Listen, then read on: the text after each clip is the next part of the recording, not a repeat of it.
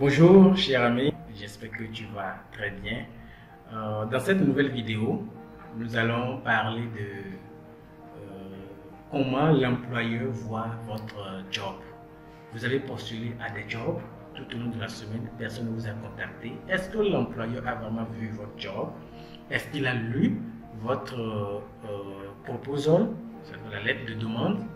Vous n'en savez rien. Que se passe-t-il réellement de l'autre bout de l'écran? Donc je vais vous le montrer aujourd'hui. Cela vous permettra de savoir comment rédiger vos lettres de demande, de savoir comment postuler au job et de savoir quel titre il faut mettre à vos jobs. C'est parti. Je vous encourage de bien vouloir vous abonner, de liker, surtout de liker. Cliquez juste sur le petit pouce pour liker et commenter la vidéo.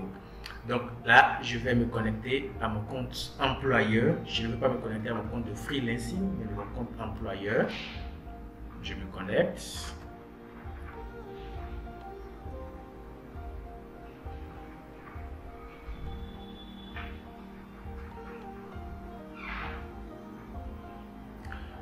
Voilà, je suis sur mon compte employeur. J'ai eu à poster des jobs.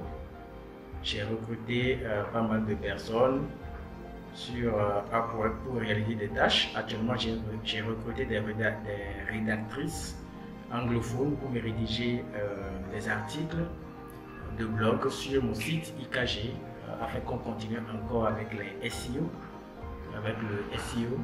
Alors, je vais vous montrer à quoi ça ressemble quand vous postulez à un job. Je vais aller voir tous les jobs que j'ai postés.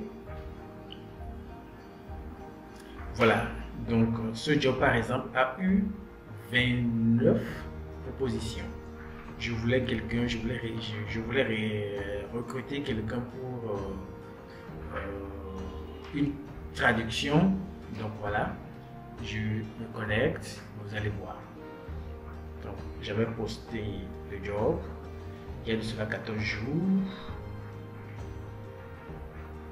Voilà, ici. Donc je vous montre.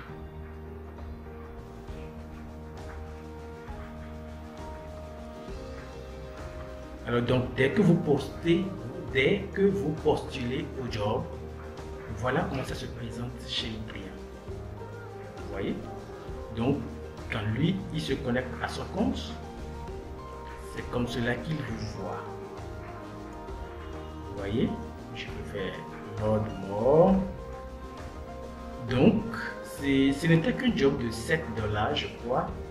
Ce n'était qu'un job de 7 $. Et voilà, tout ce beau monde. Ce n'est pas pour vous décourager, c'est pour que vous définissiez encore des astuces, des stratégies plus solides pour gagner des jobs sur Upwork. C'est parce que nous on a eu à faire toutes ces études-là qu'aujourd'hui il est très facile de gagner des jobs sur Upwork. Alors, je voulais tirer votre attention sur quoi? Vous voyez ici, Best Match. Mais lui, ce n'est pas Best Match. Lui, c'est Best Match. Donc, on continue. Best Match, Best Match, Best Match, Best Match. Juste, c'est-à-dire quoi? Eux, ils correspondent plus au job que j'ai posté. Si je devais faire interview à quelqu'un, je vais choisir parmi les Best Match. Alors, pourquoi eux, ils sont Best Match? Mon titre, le titre de mon job, c'est Short Web Content Translation, English to French. C'est la traduction. Donc, tous ceux qui ont des titres de traduction, je reviens sur mon profil, ici. Si je devais postuler à ce job de traduction, je vais utiliser General Translation Service. Si jamais je postule à un job de traduction avec mon profil de SEO, je n'aurai pas Best Match chez Upwork. Donc ici, Best Match parce que dans son titre, c'est bien écrit English, French, Nursing Translator. Il y a le mot-clé Translator. Il y a le mot-clé English, French. C'est pour ça que Upwork, les algorithmes de Upwork disent que cette personne correspond mieux à mon job. Mais lui, le titre c'est Student. Ça ne veut rien dire. Je ne comprends pas. Donc, Upwork, les algorithmes classent pour dire il ne correspond pas à ce job. Il a bien boosté le job, lui aussi il a boosté, Mais la personne qui correspond le mieux, c'est la première personne, soit celui-là. Pourquoi? Parce que vous allez voir toujours translator. Le mot-clé est dedans. Translator, best match. Il y a I can write and type. Pourquoi c'est best match? Quand on clique dessus, je vais aller regarder son profil.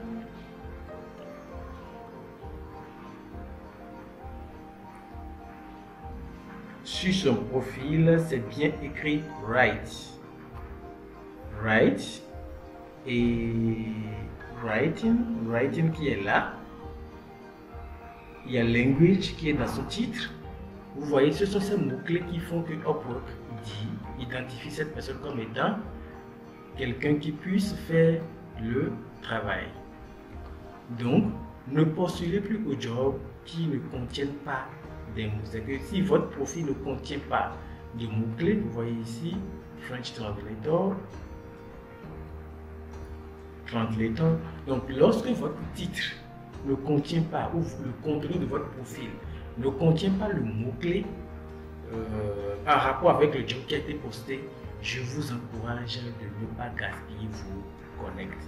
Lorsque vous voulez postuler à un job de traduction, rassurez-vous que le contenu de votre test parle bien de traduction, le titre parle bien de traduction et que votre profil est bien optimisé, comme ce que j'ai fait là. Répétez le mot traduction plusieurs fois dans le test. Donnez les contours de traduction. Vous voyez ici, il y a translator, il y a translation, il y a translation. Vous voyez, c'est répété plusieurs fois dans le test et c'est convaincant. Ce n'est qu'avec ça que vous pouvez figurer dans les best match, que les algorithmes de Upwork que vous recommandez à votre employeur qu'il a intérêt à vous garder. Donc voilà, c'est de cette manière que ça se présente. Et deuxième chose, je vais attirer votre attention sur les photos de profil. Vous regardez, vous voyez ici, il y a des visages, quand tu vois, franchement, tu n'as pas envie de cliquer dessus. Vous voyez par exemple ça, tu n'as pas envie de cliquer dessus. Des visages qui ont un fond flou, la personne n'est pas souriante, c'est des choses qui jouent. Vous voyez ici par exemple, c'est attirant, c'est un enfant, donc il y a toutes ces choses qui jouent sur l'employeur. Donc je vous prie de bien vouloir profiter de cette vidéo pour réarranger vos profils, bien optimiser vos profils et vous allez gagner des travaux sur Upwork facilement. Il faut mettre des profils qui attirent, des profils qui parlent, des profils qui disent bonjour, clique sur mon profil, avec un sourire, avec un background très clair qui appelle à l'action. Donc voilà, je tenais à vous montrer ceci. Et vous voyez, les gens ne donnent pas. Vous voyez, pour un job de $7, il y a une offre proposition. Et je vous jure que ça vient chaque minute. J'ai répété que je voulais répéter. Vous comprenez? Donc je vous encourage à tenir compte de ça. Moi, j'ai créé un compte employé, ce n'était pas au début pour recruter, mais j'étais curieux de savoir mais qu'est-ce qui se passe quand je postule à un job. C'est ce qui m'avait poussé au début de créer un compte employeur. Et par la suite, avec ma réputation, j'ai commencé à recruter sur Upwork. J'espère que cette vidéo vous a plu. J'espère que vous avez vraiment profité de cette vidéo. Et voilà. Je vous encourage à tenir compte de tout ce qu'on a dit pour réarranger votre profil et pour aller à l'étape supérieure. Merci d'avoir suivi la vidéo. Je vous invite à liker. Cliquez juste sur le petit pouce pour liker et laisser vos commentaires. Merci. Ciao.